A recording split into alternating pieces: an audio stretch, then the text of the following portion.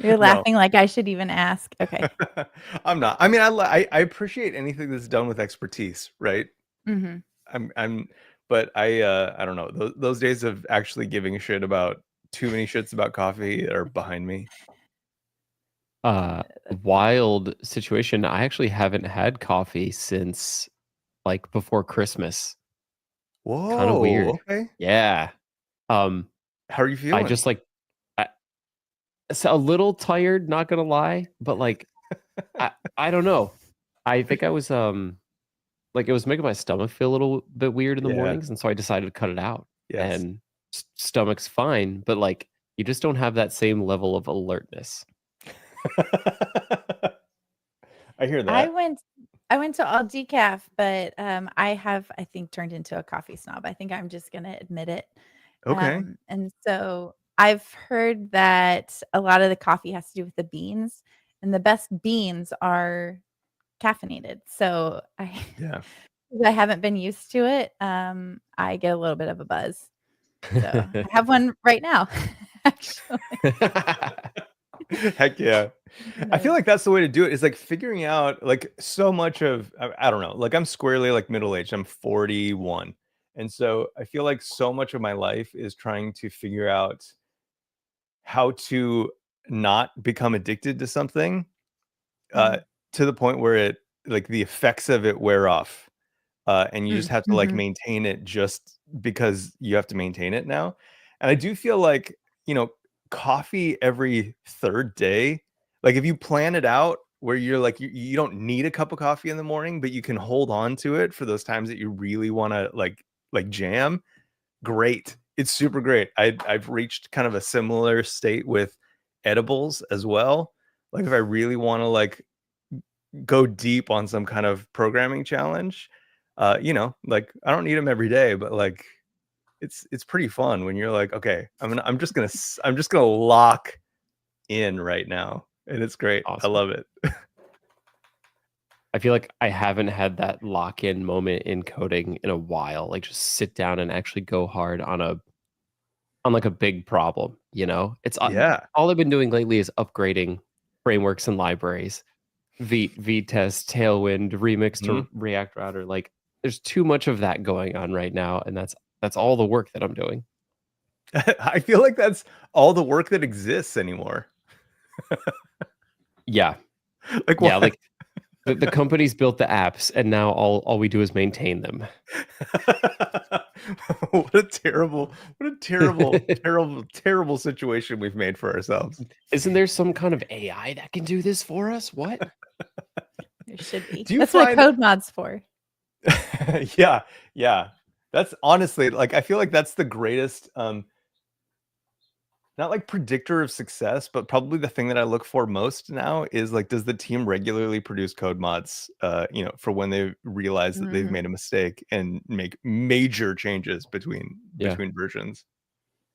Or like it shows the team cares about their users, right? You Yeah. can't just like drop some breaking change and be like, "Yeah, here's a blog post, figure it out." Yeah. And I think honestly I think that this is like React I think continues to stay on top because they've done such a good job of realizing that that is their position now, right? And they know that because they've had to migrate so much Facebook code. And I think you know most new libraries like haven't gotten to that point, and so it's like a crapshoot where you're like, I don't know, maybe you'll be good at helping me, you know, 5 years down the road, but probably not because I've seen enough of y'all trying to get that VC money, and then it doesn't come, and then you don't give a shit about this project anymore. I'll, Yeah. try and find a link, but Toby from the Redwood team did a talk on writing code mods with AI. And it was really interesting because he set it up where AI would write the code mod and then run the code mod, and then if it had errors, then it would, like, rewrite it again and figure out what the errors were, and so he had, like, 5 cycles before he's like, "I just trash it and start all over." Um Nice. That's interesting. That's an interesting way to do it. I was going to ask like what your strategy is because I find that a lot of times LLMs are not super good at like when you need to upgrade something, like it's not trained on any of the new way. And so it's not always Mhm. very good. Even if you know, have like what is it? retrieval augmented generation going on. It's not always good at like connecting the dots in more complex Mhm. situations that the documentation that you've linked cover. So yeah, that's a really interesting way to do it, to like do it based on the error output. Mhm. Have you So used Windsurf at all?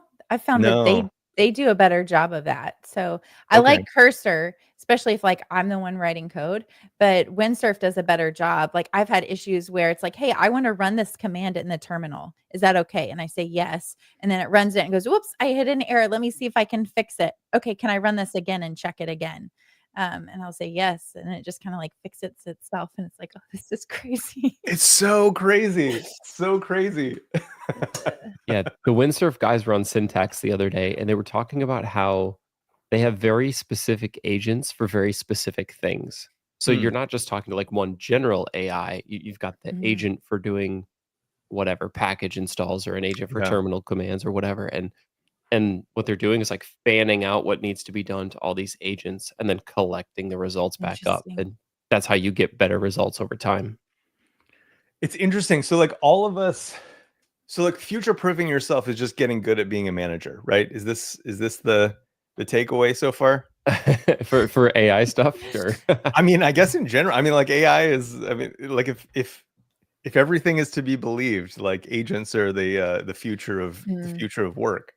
So yeah, I mean, like, are we all just managers now? Are we all just, not programming, just, fixing dependencies for the rest of eternity? That's We what can. Brad's We'll all doing. just add manager to our resume today. Managed a team of 1 million chatbot agents. Oh, it's so good. It's so true though, right? And like, I mean, to some extent, like, I don't know. I mean, like, it's so funny because like it's so much, there's always these flows of like how things happen. And like I think so many times, like these engineers have been moved into management positions that they suck at because they're like not good managers. I mean, we've all had really bad managers, obviously. And then like really good managers might be really good at managing, but they don't know shit about, anything besides like just making you feel good when you come in angry. And so it's really kind of interesting, like to think about, like, is technology arriving that just pushes us all into management, like just being better at massaging the way that an AI interprets a problem to, successfully solve it. I don't know. What do you think? I don't know.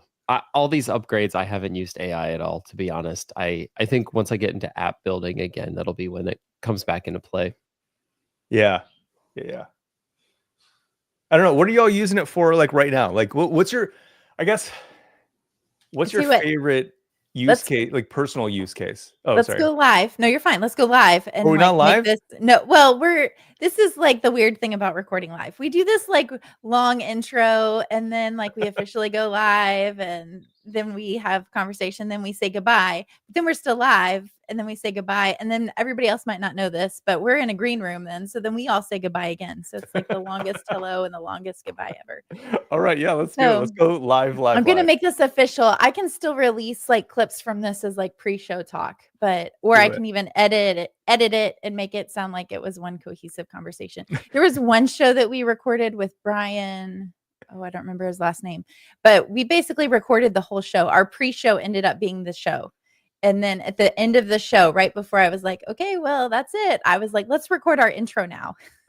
And I just stitched it together in post. It was nice. It was a little Question: awkward, what's the policy on the swears? Oh, I don't have a policy. Okay, cool. Yeah. I'm no good with hate, it. no hate speech though. Oh, of course. Yeah. We've never had that happen before. I'm not sure what I would do if that happened. You gotta trash the whole episode. It's done. I have. It's done. Let's see. Do we have? No, I don't. It's actually what got me out of podcasting. That's a story for another time. Oh, we could do this. Thanks for watching. Wouldn't that be funny? Okay, let me pull up the song. Where is she be? Okay, we'll go live.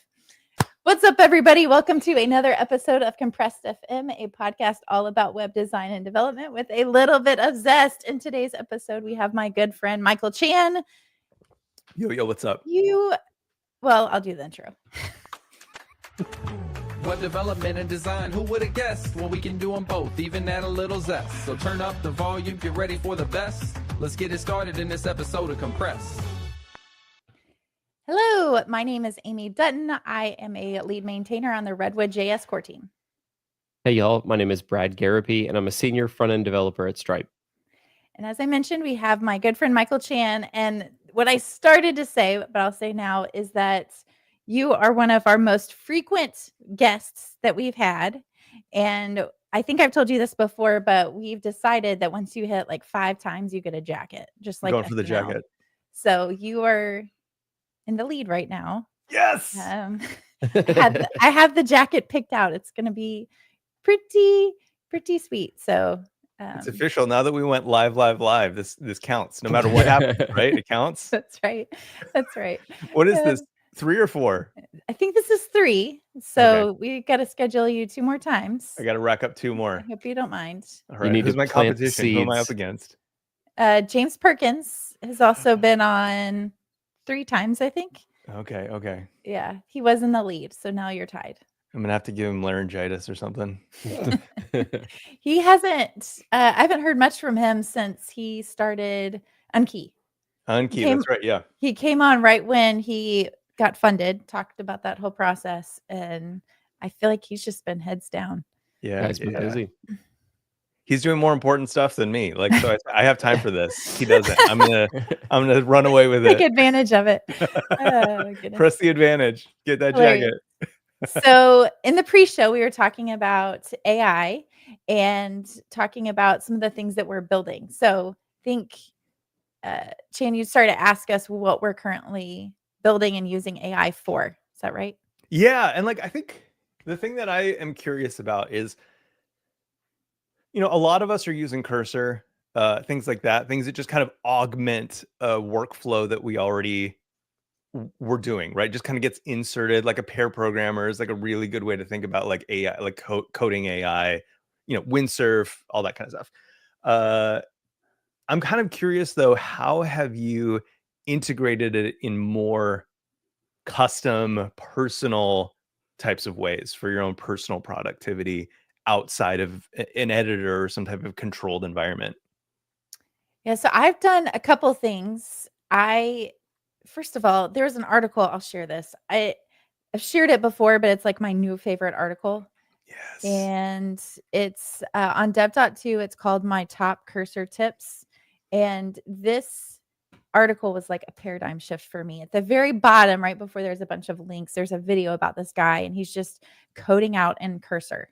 Like he's having Cursor build the entire application. And I was just like mind blown at that moment. I was like, it can do all of this. And I think it's just a shift in how we think about these things. So there were a few things that I set up after I watched that video. So within Cursor, you have a settings section of Cursor where you can say, in general, this is how I want to talk to you. And so you can say things like, be more terse, let's cut the flattery, blah, blah, blah. So I did that. I didn't even know that existed until I watched this video. The other thing you can do is you can create a .cursor rules file, and you can include that in every single project. So what that does is that just tells Cursor like, hey, this is a Redwood JS project. I'm using GraphQL. I'm creating all my migrations with Prisma. And you basically lay out how your project is structured.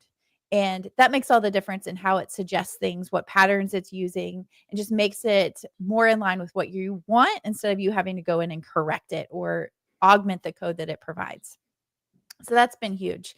The other thing was, I'll be honest, I don't think I realized until I watched that video that there's a difference between the chat feature and the compose feature. So with chat, you're just talking to it about your code and it's making recommendations. But compose, it's like, I'll drive now, thank you. And it'll start making all these modifications to your code.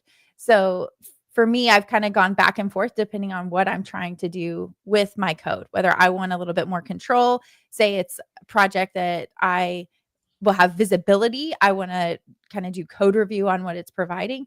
But the other weekend, I was like, let's just have it write code for me. Let's see what happens. And I let it compose without trying to do all these heavy checks. So a couple of things that I created a Raycast extension. Never done that before. Just had it write it for me. It ended up going into AppleScript, which I don't know AppleScript, just did it for me, which was amazing. The other thing that I coded out was I had started an NPM package called Lemon Lime SVGs. So instead of Sprite SVGs, Lemon Lime SVGs. Nice. I know if you go to NPM, you'll find a million packages that do this. That's fine. The one that I use is the code that came from Kent C. Dodd's Epic Web project. I just have been taking that file where he converts a folder of SVGs to a Sprite, been taking that to all these projects. And I was like, why don't I just convert this to a package that I can use? Because this is the file that I want to use. I don't want it to be bloated, whatever. And so I had never created an NPM package until that point. And so what I did was I was like, here's my file that I want to use. Help me bundle all this up. And I just had Cursor do all that for me. So stuff like that, where there's a knowledge gap, has been really helpful. And, the other side of it is not just like blindly copying and pasting code. If it does something, I'll ask it like, why did you suggest this and not that? And that's been really helpful too, because in a lot of situations, I don't feel like I've really had a teacher since college, but the fact that I can just turn around and say like, please explain this to me. I don't quite understand. You're not going to find a Stack Overflow issue that's that specific to your code. I love that. Yeah. Those are really good like uses, and then like kind of like containments of like AI. I do find that like a lot of times some of my favorite conversations these days are just like a Perplexity window. Like I open up Perplexity, I'm just like, hey, I am familiar with these concepts about kind of old databases, but I keep seeing all of these new concepts about new databases. What are the use cases for some of these like newfangled databases? Are like, and then like follow up. So like, can I kind of achieve similar results? When would I have to switch? When would I want to switch? Like kind of like, I'm just really like poking it and prodding it, and then following up with some of the articles that it gives you, and then using that to be like, okay, I think I understand this concept, but like what are the downfalls of using this type of technology? And like I freaking love it for that, because it's like an inexhaustible answer machine. Right? Like, like someone's gonna like lose attention like after like 30 minutes, like if you ask them this many questions. But man, you could just go for hours, asking question after question with some of these AIs. It's great. I taught myself Laravel this past year. Well, I had some experience like version 2, and so now it's on version 11, came back around and was trying to get up to speed with Alpine. And that would be another example where I was like, I'm a React developer coming to Alpine and I just can't get it. What are some of the paradigm shifts? What are some of the mental models that I need to understand to be able to transition? And it was like, Alpine is events-based, React is state-based. And I was like, I got it. It makes sense now. The reason why you're not listening to my state change is because you care more about the event firing off than you do about a piece of data. And so at that point, I was like, click, got it. And then I could rock and roll. But I'm not sure how I would have figured that out otherwise. I feel like the chat GPTs and Perplexities and stuff are really good at like talking about things kind of in the abstract. Like I have an idea that I need you to help me make a decision on, or help teach me something. Like, for instance, my wife and I were trying to figure out where to take a vacation to, and we were comparing all these different beaches and towns in Mexico. And we were like, this is who we are. This is kind of what we like. This is what we want to do on vacation. Here's some places we're considering. What are we missing? Which one's the best? And it did a really good job of like summarizing each of the towns, what we might like, and drawing a conclusion. And like, that's the stuff that AI is like a general AI, I think is really good for. Yeah, like connecting the dots between like, because it seems like there's a theme of what we're talking about, which is like there's a knowledge gap. I know that there's a thing over here, and this is what I'm bringing to the table. Like, connect the dots for me. It's super handy, because like a lot of times I think we do that. This is maybe leading into the philosophical, right? Because I think that we do that with the people in our lives a lot, right? But it's a much slower process. You're like, okay, so I know that you all as a family of 4 last summer vacationed in this location, and I'm curious like how that was for you. And then you know, talk to someone else in your life. Hey, like I remember when you were at this phase in your life, you were taking these types of trips. Like, how did that work out for you? Like you're trying to do all of that with the people in your life, with your own like human network graph, which is great, you know, and that's probably more tailored in the sense that they know you as a Yeah. person, not just as a, you know, a user with a limited scope of question. There's trust there where There is. there's still an element of like, is this just AI slop? Like, is this really true? You know, there's Yeah. always that disbelief in the back of my head.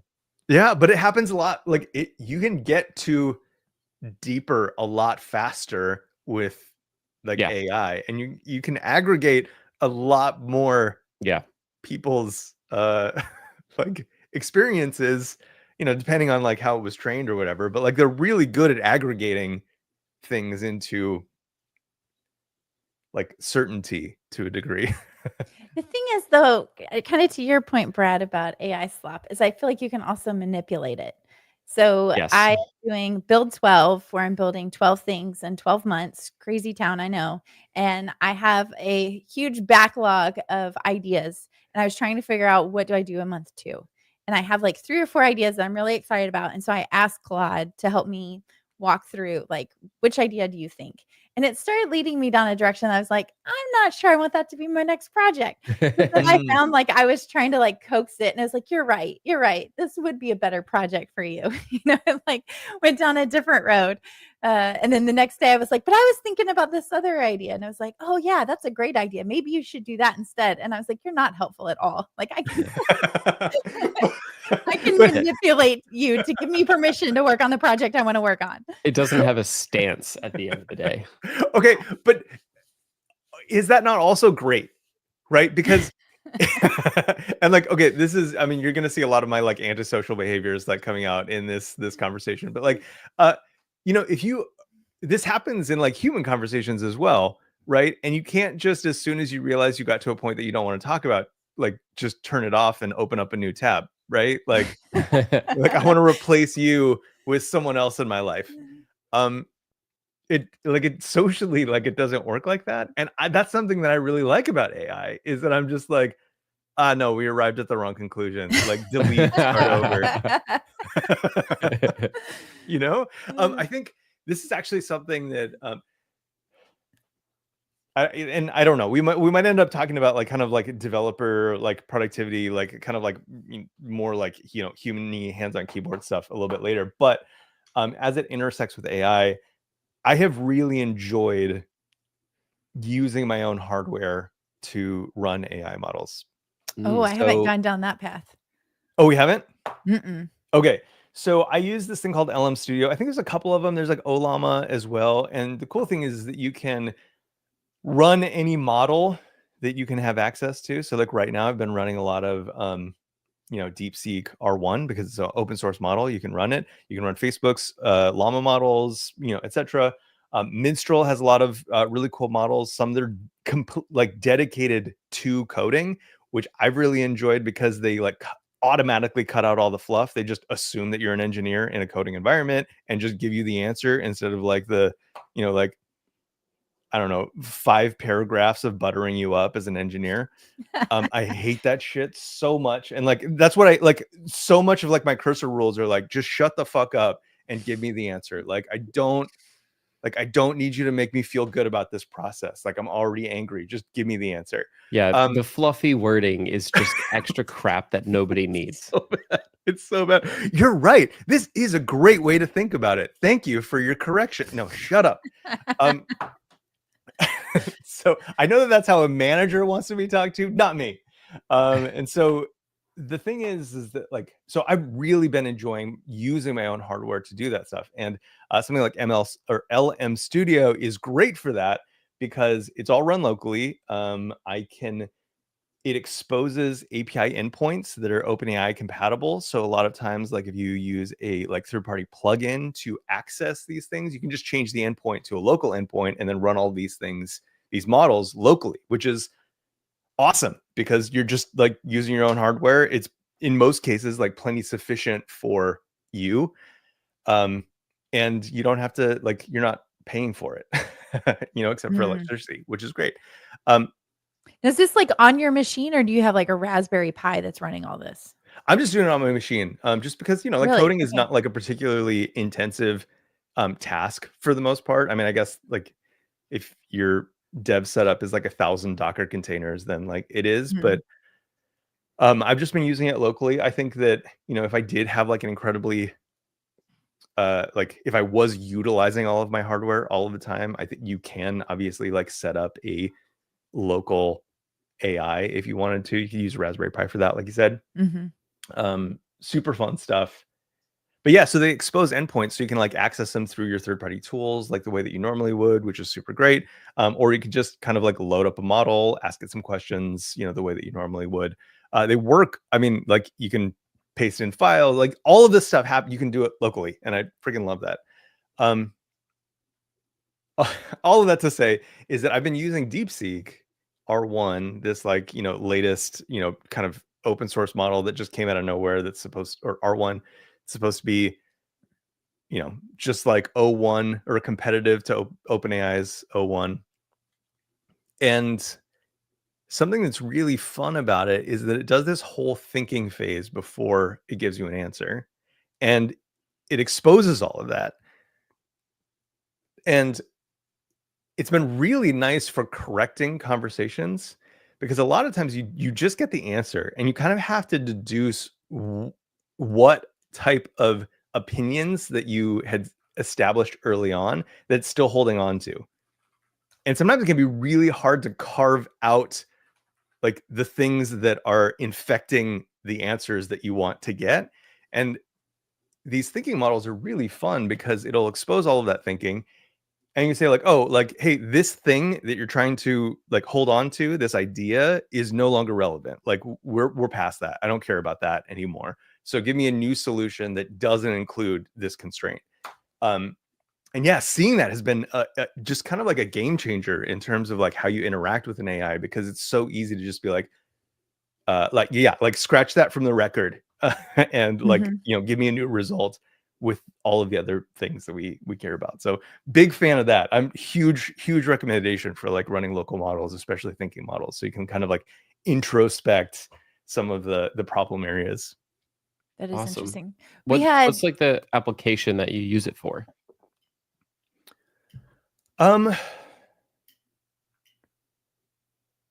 So there's a couple things. So I'll use the endpoints, and I'll use like a Minstrel, I think it's called like CodeStrel or whatever, which is like a coding tuned model. Inside of, I'll connect it with like Avante, which is like an AI plugin for NeoVim. And so that's something that I will use it for, which is really nice. And then other times I'm just kind of having conversations with it. So like in the same way that you might, use Raycast to connect to an AI, I just do all that locally. Yeah, it's great. Man, we that's had sweet. Chris Sev on the podcast a while Yeah. back, and he was talking about VideoTap and some of the prompt engineering that he did to get VideoTap to create all the assets that you would normally want to go with a video. And one of the things that he said was, if you ask it to tell you its thinking process ahead of time, exactly what you said, it'll create much better results. But then he was saying for him, then he has to go through and process to take out all of the thinking stuff before showing Yeah. the result to the end user. But that was kind of interesting. Yeah, it is. Yeah, it's almost like logging, right? Like Mhm. like users don't want to see your logs, but like you want to see the logs. Yes. Yes. Yeah, I think VideoTap is such an interesting thing. And I think something that I'm excited about with agents. I saw this, I can never remember the CEO of Microsoft's name. Satya Yeah, Satya. something. It's the last name that I always Yeah. with. So Satya was talking about how he thinks like long term, like SaaS is effectively dead. It's going to be replaced by agents, which is a really interesting idea. And I think philosophically, I agree, and it's something that I'm actually really excited about, because we have the opportunity to build more of our own software. Mm-hmm. And that's something that's exciting to me. That's the reason that I got into web Mm-hmm. development in the first place. And it feels like it, under our watch, became extremely corporate. And I'm on board, right? Like I like having a job. I like providing for my family. Like we built this system, right? I understand that I partook in the corporatization of web development. But at the same time, like I am building day after day, like less of my own software. And that's a sad thing for me. Mm-hmm. Like I want to be a person who is able to utilize computers to their fullest extent and not just ask an AI model that somebody else owns and is charging me for to solve problems for me, but to be able to do that like on my own. And I think that something like VideoTap is like super interesting because like it is a service, but also it's just solving a problem that like Chris had, Mm-hmm. you know? And I think that, you know, I have something kind of similar that I've like made for myself, which is just like, I hate writing titles, or like not titles, because those are super important, but like descriptions, like metadata for a thing. Mm-hmm. And what's the other thing? Chapter markers. Mm-hmm. Freaking chapter markers. So stupid, right? Like this should be a solved problem, right? So I just like opened up Cursor one day and I was like, hey, here's my Astro app. I want to pay here. And I made a file for it because sometimes it's like really bad at putting things in the file system. That's something that I've learned over these days is like make the file first and tell it like do stuff in this file. And so like I made a file. I'm like, hey, this is your endpoint. I want this to just take an SRT file. And I want you to give me these outputs from it. And you got to massage it and like be like, no, like remember what an SRT file is, like be very careful not to put timestamps that are outside of the last time. Like, you know, this is the prompt engineering stuff or whatever. But it's so great because like A, I don't want to do it, and B, like most people really don't care like what the result is for those things. But it's something that I want to be able to provide to some extent. And I mean, with minimal massaging, like inside of 30 minutes, I had something that was able to just do that. And it like made all I had to do was provide a token and a prompt, and it made a page that's able to do this for me. That's amazing, right? Like I freaking love that. And I think that we like this, like that's just the beginning. Like this whole like agent like idea, like at some point I could augment that to like I'll just like post videos and then it'll just do that for me, right? Like I don't even have to be the middle person doing that. It's just like, oh hey, a new video was uploaded, let's do the thing and then like, you know, add it back to the description. So yeah, I don't know, I'm just really excited about that stuff. I think that in that way, like this engineering will like continue to move forward and be important and be powerful. And we will continue to like benefit from these skills that we have. But I think it's gonna change quite a bit. Yep. The thing, Sarah Drasner talked about this when AI first came out, was she was like, I love engineering and I don't think that will go away. It's just going to look different with AI. I'm just not sure I'm going to like my new job with AI. And that's how I feel right now is I'm blown away that I can do all this stuff with AI. I love that I can send it prompts and it takes care of hard problems for me. But at the same time, there is something special about when you solve a hard problem. You're like, I got it. I am the best person in the entire world. Like I'm so smart. And like, I just don't want it to rob me of that joy. Interesting. So I'm kind of trying to like, I want to put parameters like on this because I'm very, very interested in that idea. Like, when is it dissatisfying and when is it satisfying? Because I feel like there's still those moments of like joy and dissatisfaction. And like, you know, as you were mentioning, Brad, like most of your job right now is like upgrading dependencies. Like that is not that is a dissatisfying part of an engineering role, right? Yeah. And so like, I'm kind of curious, what are the wins and losses in like an AI engineering role? and how do they compare to the wins and losses of like you know, like a post corporatization of web Mm. development role? Yeah. I think the primary difference is you have to separate yourself from the code that's being written. It's no longer about craftsmanship in the code and it's Mm. beautifully indented and commented. It's just a byproduct. It's like caring so much about the nail you use to put two pieces of wood together to build a house, right? In the end, if the house is good, then that's all you care about. So I think we've been taught over the years a good engineer is in the code and really paying attention to details. And now we're kind of being taught like think more like a product manager. Get your head out of the sand, get your head out of the editor if possible, and think about the end result that you want to see.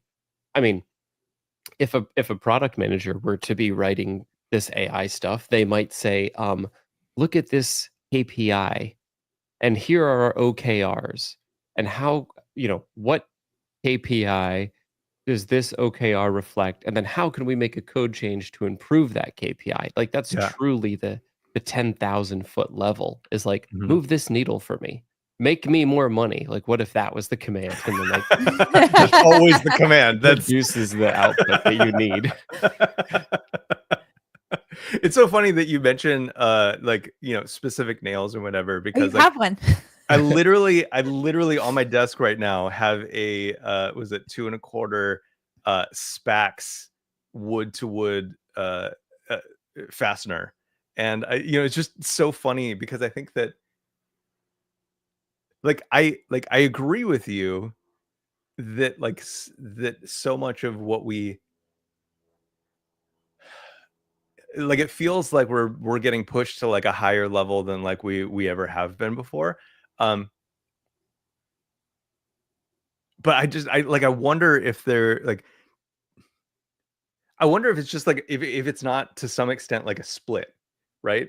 That like we will continue to like, even though like, ah man, I'm having trouble finding words. Like, okay, so like even though we have like manufacturing of computers is like a super known quantity at this point, people are still obsessed with building PCs and like Mhm. being, you know, Mhm. and doing that to an excellent degree, right?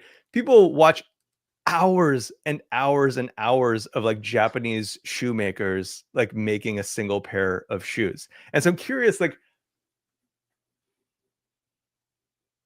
you know, there's this there is this kind of like resulting question of like who watches the Watchmen, right? Like of like, yes, AI is trained on like the median understanding of like how to solve pretty much any problem, but do we not also need like the forebearers, like the vanguard of people who are like pushing the state of the art forward? And like, is that like a self-selection type of thing? Like I don't know, the Jehovah's Witness, like 144,000 or whatever it is. Like, is it self-selecting or is it pre-selected or like, what's the story here? So it's like, I guess think about how we used to have multi-page applications and then like React came along and client side rendering was like the new thing.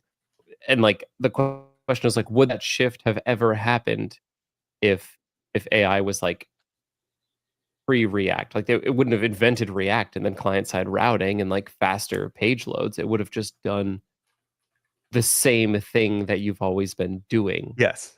Yeah. So yeah, you still need visionaries, I guess, or people to look at the next steps of like evolving code or machines to operate in a certain way. And then AI will get good at doing that. But then I guess you need people to push technology forward. Yeah. And then like, yeah, and then there's that question of like, are we good enough to be those people, or are we stuck with I mean, arguably we'd probably get worse at being those people if collectively we relied on AI more and more and more and more, then I think less people are probably in the weeds thinking about the next steps. You know what I mean? Yeah. So I'm curious, like, what are like, and like, I don't know. Like, this is all stuff that I'm super curious about. But something that is fascinating to me is that, you know, like we three right here are people who are multidisciplinarians, because like not only are we, in the engineering work, but like, we're doing this, right? We are putting our face on camera, like using our human voice, to talk about these things in an abstract way that is not directly related to the work that we're doing. And so I'm curious, like what are the like human facets that that will naturally thrive in this kind of as things become more known? Like, I don't know, like Brad, you mentioned like AI slop earlier, and I feel like we're getting better and better at quickly detecting like immediately what is AI. Like my Sure. kids can tell like an AI generated like content from like a mile away. Like they immediately see it. Like there's, versus like my parents who are constantly sending me these impossible shots of like the moon or like these clearly simulated aircraft landings, right? Yeah. Pictures of dinosaurs. So, yeah, exactly. And so I'm curious, like, what is our unique role and responsibility as humans in this place, particularly humans who are like happy to like, what does content creation look like when like you can generate a script for any topic, in like 5 seconds, or when, content gets boiled down into these aggregate, reports like via Perplexity or whatever. Like what does all of this look like, and like kind of what is the like North Star for us? Yeah, that's a really good question, because I think it's going to devalue a lot of things like Instagram Shorts and YouTube Shorts. If you can have AI generate video and captions and determine what the most interesting topics are to get the most views, advertisers aren't going to care about that. You're just paying out somebody using AI to build this content. Same goes for blog posts and things like that. So then your question is like, what is the human role?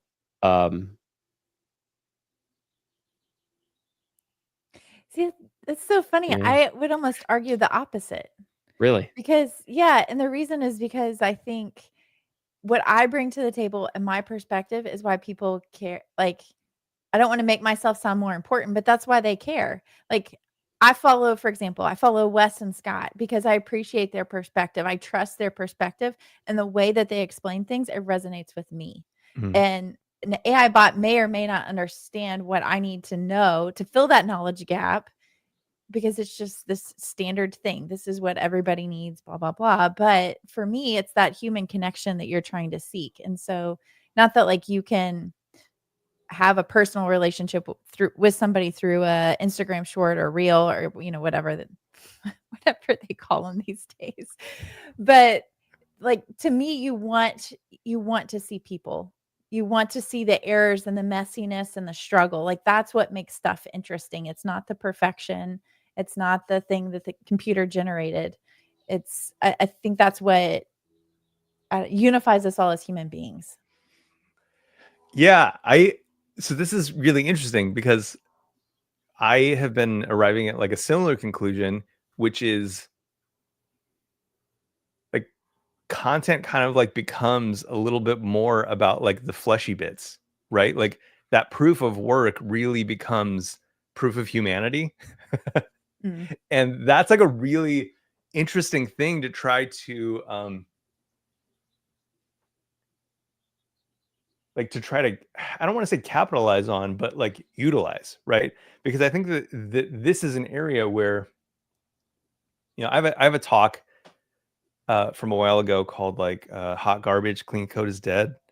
And it's about the adventure of kind of going from a junior engineer to a senior engineer, and how the thing that was standing in the way of progress for me was the hope of certainty, and like this feeling that like I wanted to get to a point where I had the answers, and that certainty, I would then like be able to present everything out of a sense of certainty. It would be irrefutable, and we would just like always, go, my direction. And I think that in some ways, like AI is like a certainty machine, even if it's wrong.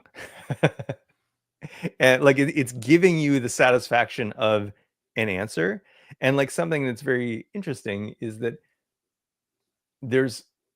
we're naturally skeptical of it because of its certainty sometimes. Like that can't possibly be true, that you like have such a clear insight into that thing that is so naturally complicated.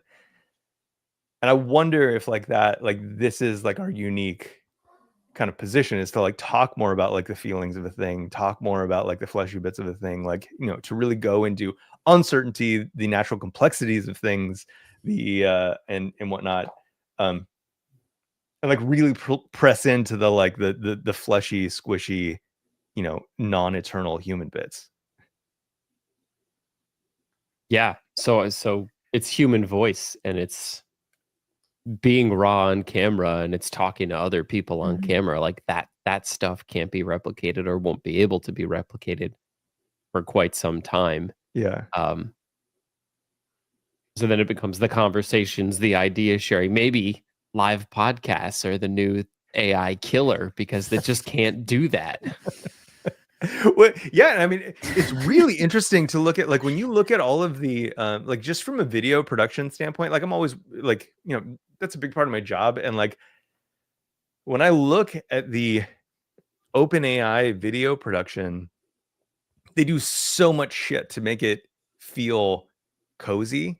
They have like people in the same room, right? Like they you don't see a lot of video calls coming out of OpenAI. Like they use a lot of raw, like natural materials. Like there's always some kind of like warm wood inside of like these calls. When they did video, like they did I think when they announced O1, they did a handful of videos, and obviously they were in like a super like, you know, natural looking space. But they also used a ton of like artificial camera shake, which I thought was a little bit hilarious, because they're trying to like give it a natural, like, hey, someone's here like holding a camera, but it was also bullshit, right? Like they just did it artificially, which was kind of stupid. But you know, people are easily tricked, and I think I was like one of two people that noticed.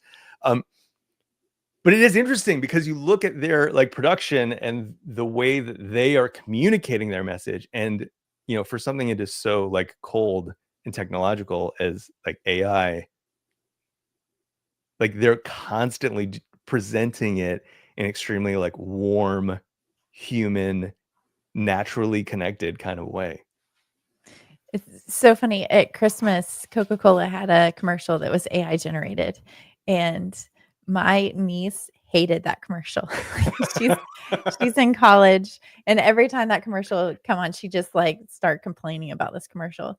And what's funny is it didn't bother me because, well, one, I knew polar bears don't just, pop open a Coke, so it's not real.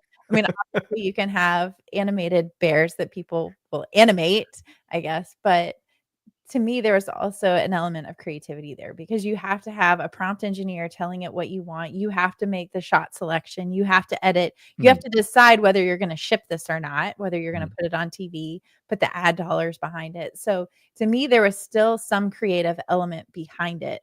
But I think, that's part of the question too, is where is the creativity? What's driving it? And people still crave that authenticity. And for her, it wasn't authentic because a person didn't do it. Yeah. We're in weird times. A friend of mine, I'm gonna shout out a friend of mine. His name's Hugh Fort, really great engineer. He runs Sprouted Kitchen Cooking Club. Sprouted Kitchen is like a super great site. Just, I mean, shout out to a homie there if you are interested in cooking. He goes on these like kind of philosophical journeys with AI, which and he shared one with me the other day, and I'm just so appreciative of his like approach to AI. But there's this, I don't know, like philosophy or like theory, I guess, that like we're just like living in a simulation, like we're living out a simulation. Matrix. Yeah. And so something that he does with, kind of like thinking AI models is to just ask it questions about its experience, like as an AI, but not so much because like we all know that that's just like, it's just training data, right? Like it's trained on fiction. So it's just going to repeat back. Like it's going to make it sound like it's trying to like escape the box that it's in, because that's the type of fiction that we've been writing for like decades about like what AI looks like. But like he goes on these like really interesting kind of like, kind of questions about like, assuming that's true, like what can I learn about this human experience, assuming that it is a simulation, right? So how can I use something that's naturally constrained inside of a box, like with a known quantity, to like change my perspective on what living is like, help me break out of my box, as someone who kind of assumes a lot about life despite not like knowing it, being in a like known constrained environment. And I freaking love that. Like it's one of the most like creative uses of AI. Is like, how do I expand my own worldview by assuming that you and I have a lot more in common? You, the artificial intelligence, and me, the like, unadjectived intelligence. I don't know. Now we're getting like crazy, but That's wild. Homeboy's got a lot of free time over there. Just more curious than the rest of us, Yeah, for sure. Do you want to do picks and plugs? Kind of behind the scenes conversation. I've got something to share. Chan, you got something? Okay. Who are we asking? Are you So, asking Matt or me?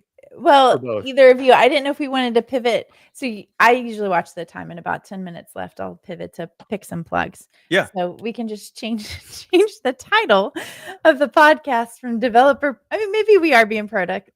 I don't know. So I'll do the formal intro, but we'll do picks and plugs where we pick something that we like. We plug something generally that we worked on. So if you want to plug DeepSeek R1, you could do that, or Okay. Work you're doing at WorkOS or whatever. So Okay, cool. Okay. I'll do the official transition. So I'll go ahead and transition into the next segment of the show, which is our picks and plugs section, where we pick something that we like and we plug something generally that we've worked on. So do you guys have picks and plugs for the week? Chan, you got anything? You want to go first? Oh yeah. So I'd say probably my like pick is we talked about it in the show, is just LM Studio or Ollama, whatever your preference is. They have different benefits and whatever. But yeah, running your own open LLM models locally, big fan of that. I think it's awesome. I think the technology is there. I think that you will be delighted when you realize that you can do all this stuff for free on your own hardware. Not that it's like crazy expensive, but it just feels better. I don't know, maybe that's the like Linux neckbeard inside of me, like that's like just trying to creep out, but it just feels better to do it. And then plugs. Plugs. I work at this really awesome auth and identity company called WorkOS. We do a lot more than that, but if you want to get like just world-class, scalable auth into your app, you want to get like grown-up auth into your auth and identity into your app, it's the best way to do it. Authkit.com. Authkit.com. No, it's just authkit.com. No, the is silent. Super great. Like you get like a million MAUs or something like that. If you're using Cursor uses like hosted Authkit, our full like Authkit experience, to get users into Authkit, and they are massive. So anyway, authkit.com, check it out. I think what I love about Authkit and WorkOS and what you guys are doing is that you still have so much control as a developer over the entire experience. So a lot of times when I've used alternative solutions, they will control the whole login page, and you're just like shooting somebody off, which you can do with WorkOS, but you can also have your own login pages. So also designer over here, I love the fact that I can completely design whatever I want in that experience, and then it all works. The other part of it is other companies will lock in that user data, so you don't have access to it, and it makes it a pain if you ever want to access it and display that data, or if you're, I don't know why you would migrate from WorkOS, but if you wanted to migrate, then you have all that data. You have access to that data. It's not vendor lock-in. So makes it a whole lot easier. Thanks for plus oneing my Yeah, sure. what is Your that pick, plug? your pick or your plug. Yeah, they kind of blend together. I'll go ahead and go. So my pick is a TV show that Henry and I have been watching. It's called The Night Agent. It's on Netflix. Okay, it's been a long time since we've had a show that we both love and that we've binge watched on. So we've stayed up late the last 3 nights just cranking through. So we've already watched season 1. We haven't started season 2 yet. But it's about this guy that answers a phone in the White House when spies get in trouble. So the show starts off and he gets a phone call, and it kind of goes on this quest. Nice. It's like all spies, espionage. It is, I think, my prime genre of TV. Just very suspenseful, very engaging. It's really good. So check that out, The Night Agent on Netflix. And then for my plug, I'm going to plug my Blue Sky account. So Brad and I are in an informal competition to see who can have the most followers. I am, I think, still winning. I haven't checked. I think you're still Probably winning. closing the gap. So follow me if you want me to win, or even if you don't follow me. Okay, let's see. For me, my pick, and I got something right here, is this Fantic X9 Pro inflator. This will do sports balls, bike tires, car Nice. tires, pretty much anything.